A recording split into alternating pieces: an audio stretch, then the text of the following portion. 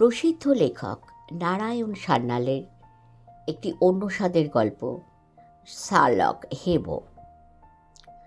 সমস্ত গল্পটি শুনবেন, তবেই আপনি পুরো রস আস্বাদন করতে পারবেন। শুরু হচ্ছে শার্লক হেবো। শার্লক হেবোর পরিচয় দিয়ে এই কাহিনী শুরু করতে হলো বলে আমার নিজেরই কেমন যেন লজ্জা করছে, কিন্তু উপায় কি? এখনো যে হেবো যথেষ্ট বড় হয়নি, তাই তোমরা তাকে কেউ চেনো না। বছর 10 পরে যে হেবোর সামনে অটোগ্রাফ খাতাখানা মেলে ধরে তোমাদের সবাইকে ফ্যাল করে তাকিয়ে থাকতে হবে, সেই হেবোরই পরিচয় দিতে হচ্ছে আজ তোমাদের কাছে। হেবো জন্ম ডিটেকটিভ, বাংলার ভবিষ্যৎ শার্লক হোমস। হেবোকে না চিনলেও শার্লক হোমসকে নিশ্চয়ই চেনো তোমরা। আর্থার কোনান ডয়েলের অমর সৃষ্টি গোয়েন্দা কুলতিলক শার্লক হোমসের কাহিনী দুনিয়া শুদ্ধ লোক জানে। হেবোর কাকা মাসিক পত্রিকায় মাঝে মাঝে ডিটেকটিভ গল্প লেখেন। তাছাড়া ওর মেসোমশাই অজিতেন্দ্রবাবু পুলিশের একজন বড় অফিসার। সুতরাং ছেলেবেলা থেকে চোর ডাকাতের কথা শুনে শুনে তাদের ধরন ভালোই জানা ছিল হেবোর। এছাড়া ওর মেজদা মাঝে মাঝে লাইব্রেরি থেকে লুকিয়ে ডিটেকটিভ বই নিয়ে আসতো, আর বাবা মা কাকাদের চোখ এড়িয়ে উপক্রমণিকা আড়াল দিয়ে মেজদা সেগুলো নিয়ে গোগ্রাসে গিলত। বড়রা কেউ টের পেতেন না, এমনভাবে লুকিয়ে রাখতো সেই বইগুলো।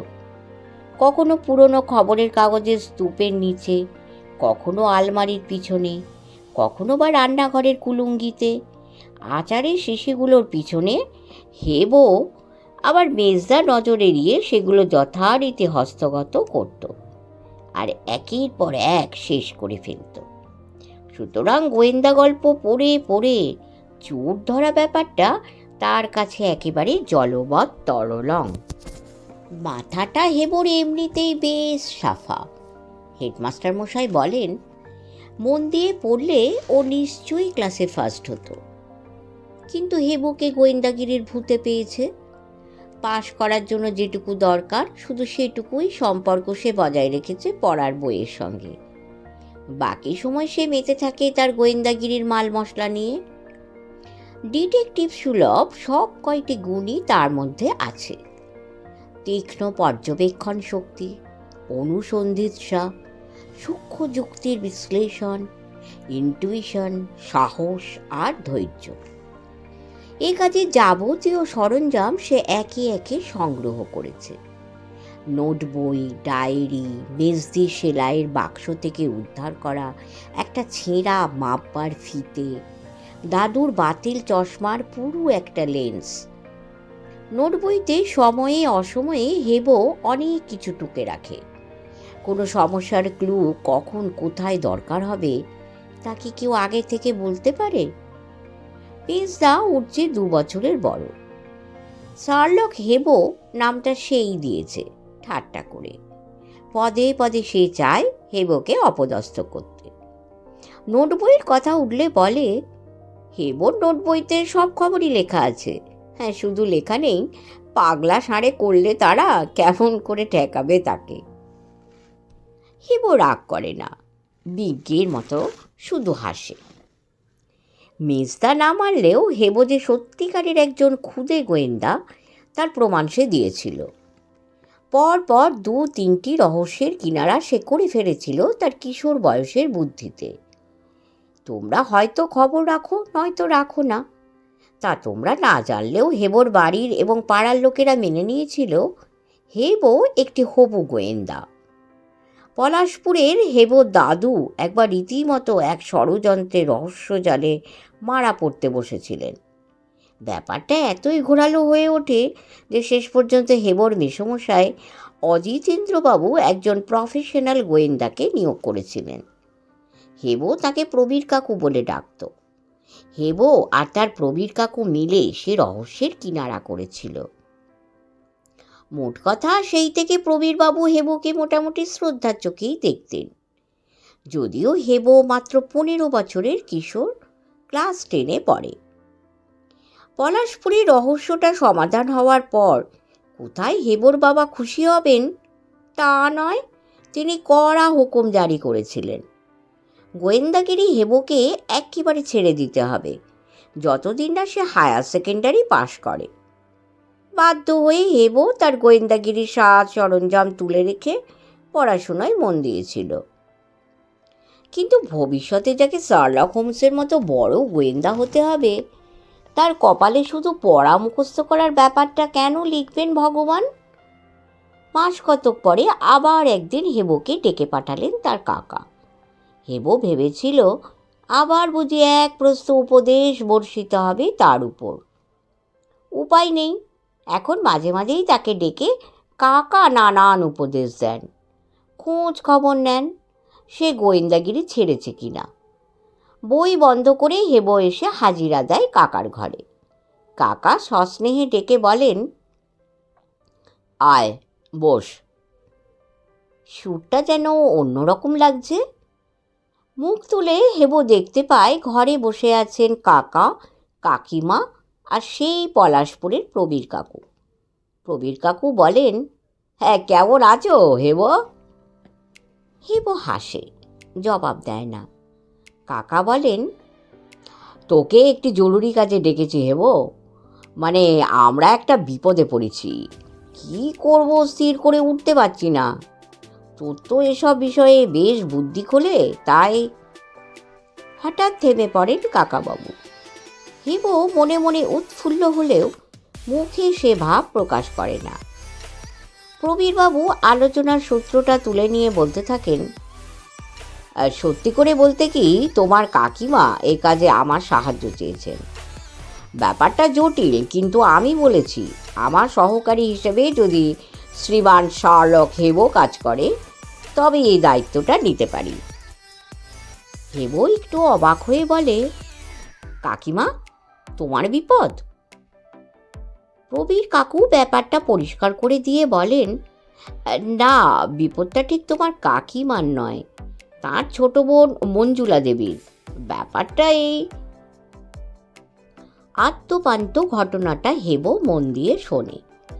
হেবর কাকিমারা দুই বোন।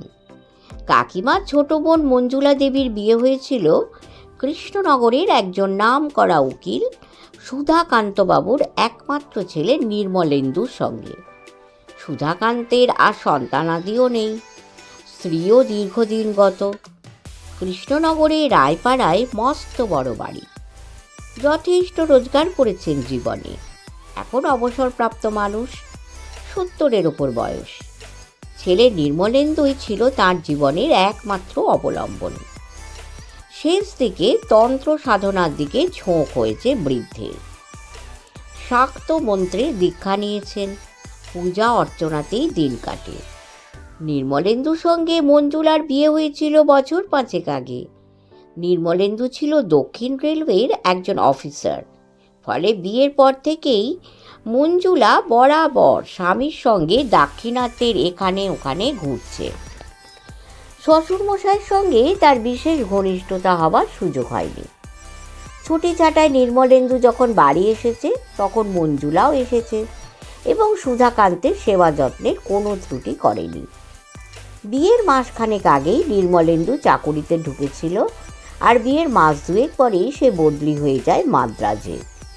ফলে মঞ্জুলার পক্ষে শ্বশুরের ঘর করাটা হয়ে ওঠেনি।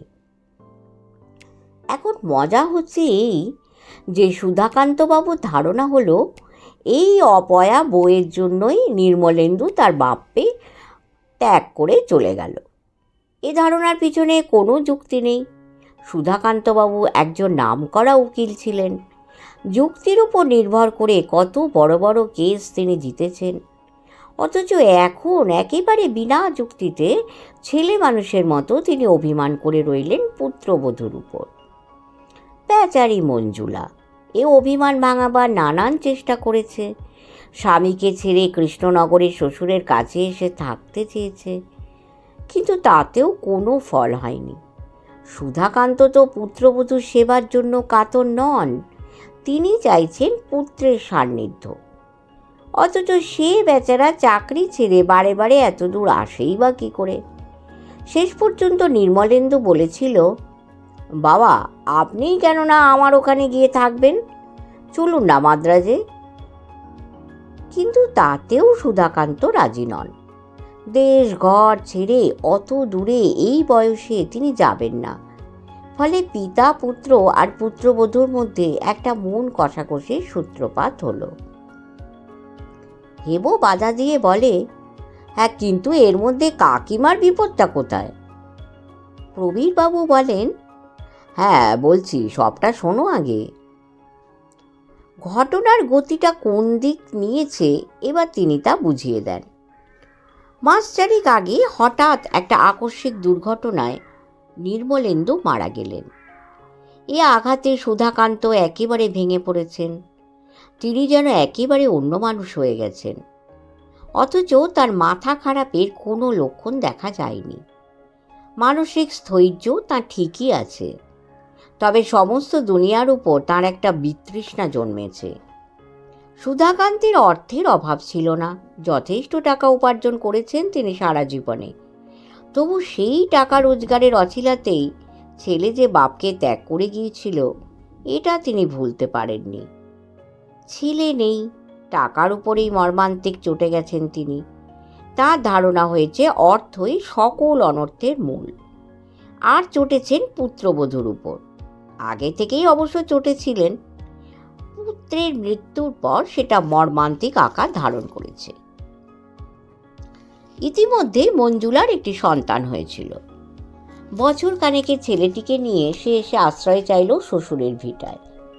আশ্রয় তিনি দিলেন, অন্নবস্ত্রের ব্যবস্থাও করতে তিনি রাজি। কিন্তু না পুত্রবধূ না তার অবোধ শিশু সন্তান কাউকেই তিনি মনে প্রাণে গ্রহণ করলেন না। দ্বিতল বাড়ি, উপরতলায় 3খানি ঘর। একটি ঘরে থাকেন সুধাকান্তবাবু, দ্বিতীয় ঘরটি তালাবন্ধ থাকে। সেটাই ছাত্র জীবনে নির্মলেন্দু থাকত। কখনো কখনো দেশে এলে সস্ত্রীক এই ঘরেই উঠত সে। তৃতীয় ঘরখানিতে বর্তমানে আছেন সুধাকান্তের গুরুদেব।